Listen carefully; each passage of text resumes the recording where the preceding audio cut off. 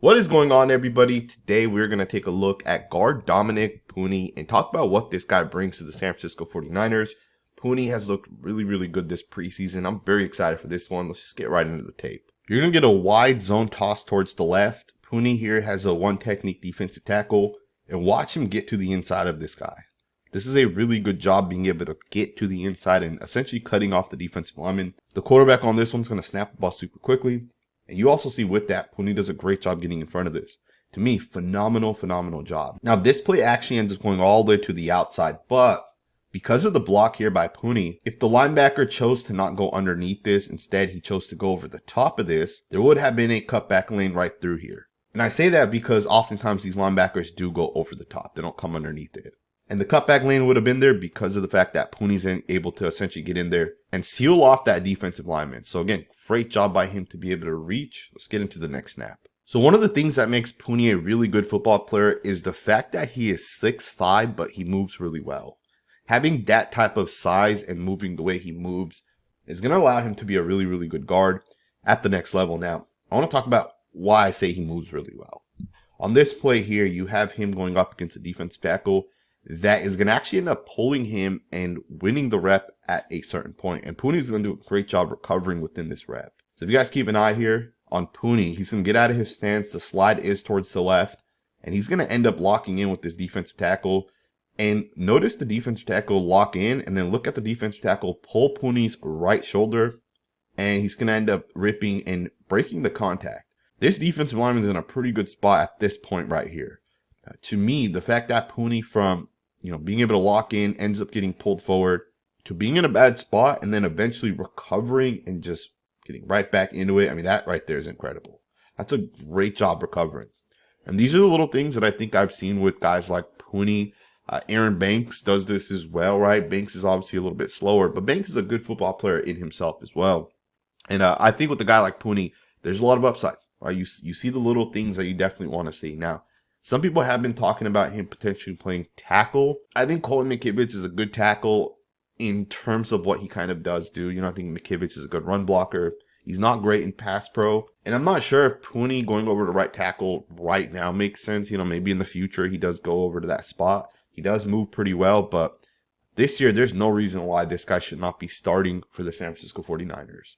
I'm not sold on Spencer Burford. He's really never developed.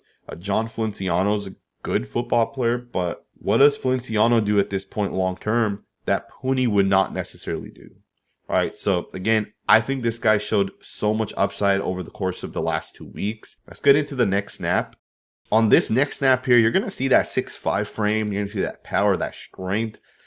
Puni isn't super strong, but he does have a really good foundation. He has a really good base. 6'5", 320 pounds. I think over the next year, this guy's going to be able to add more muscle. He's going to be able to get stronger, and I think that's going to allow him to continue to develop and continue to do things like this. I mean, this is a really good block. Look at the power. Look at the leverage. Look at how low he gets. And just look at him push this guy out of there. I mean, that's absolutely beautiful, right? That's exactly what you want to see.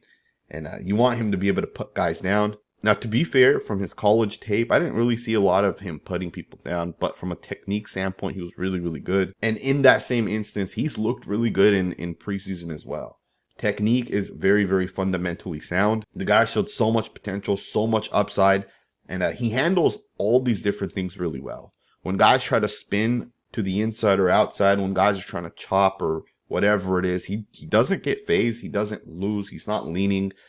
There's really no big issue I see with this guy. I think he's going to be a good football player. I think as long as he's able to continue to develop and put the effort in, there's nothing out there that tells me this guy can't be a really good football player. And of course, the 49ers also have one of the best offensive line coaches in the NFL, and Chris Forrester obviously runs one of the best run games in the NFL as well. And I think with Puni, the way he thinks, the way he moves, I think Chris Forrester's going to be able to get a lot out of this guy. Here's another really good rep as well. So you're going to essentially get the starting defensive tackle of the New Orleans Saints lined up in a wide 3 tech. I mean, he is technically not in the 3 technique, but he's essentially playing that wide 3 technique, right? Because based off of the formation, the center's going to take the guy here. The tackle's going to take the guy here. So essentially, Puni has to take number 90. And number 90 has a long runway. And Puni does a great job not only making contact with this guy, but he does a great job passing him off, right? He sees the defensive line game coming, and he gets the hands right on this guy. Look at this, hands land perfectly.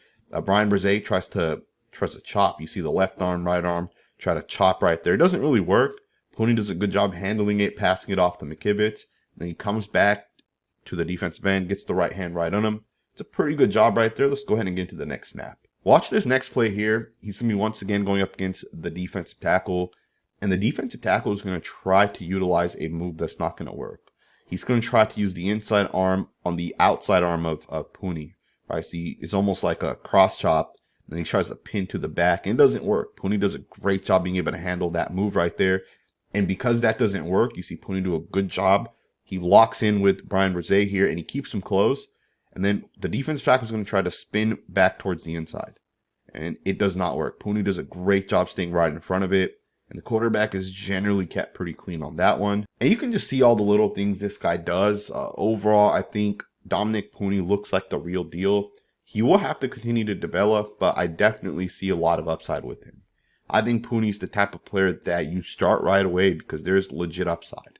You know, when Spencer Burford started for the 49ers, there was upside, right? But he also had issues, and you clearly saw what some of those issues were. And he's just never developed, right? He's never developed those issues. You know, little things like leaning into guys, little things like not processing well.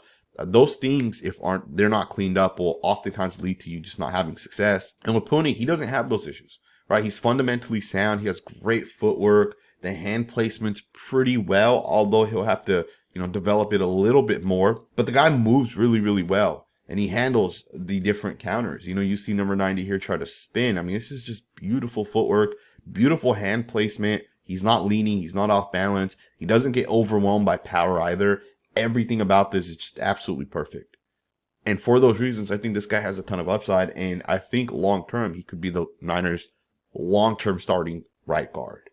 I think the Niners have their starting left guard. I think they have their starting right guard in Puni. And, there's some issues across the offensive line. It's not perfect. Of course, Trent Williams at left tackle is locked in until he basically retires. But the center position's still kind of up in the air, as is the right tackle position. I personally like Colton McKivitz, specifically because he's a really, really good run blocker. And I think with a Kyle Shanahan scheme, you have to have those type of players. You have to have guys that can run block. I know Niner friends don't want to hear this, but Colton McKivitz is one of the best run blocking offensive tackles in the NFL today, especially for the Kyle Shanahan scheme. I hope you guys enjoyed this video, and if you guys did, do consider subscribing. We are going to be covering the 49ers this year. We're definitely going to be getting into so many of the different rookies as well as just the younger guys in general. And I'm excited for Puni, man. There's so many good reps like this one here where he just does the smart thing, right? It's just smart football, if you guys ask me. So make sure to hit that thumbs up button, subscribe if you're not subscribed, and I will see you guys next time with another video.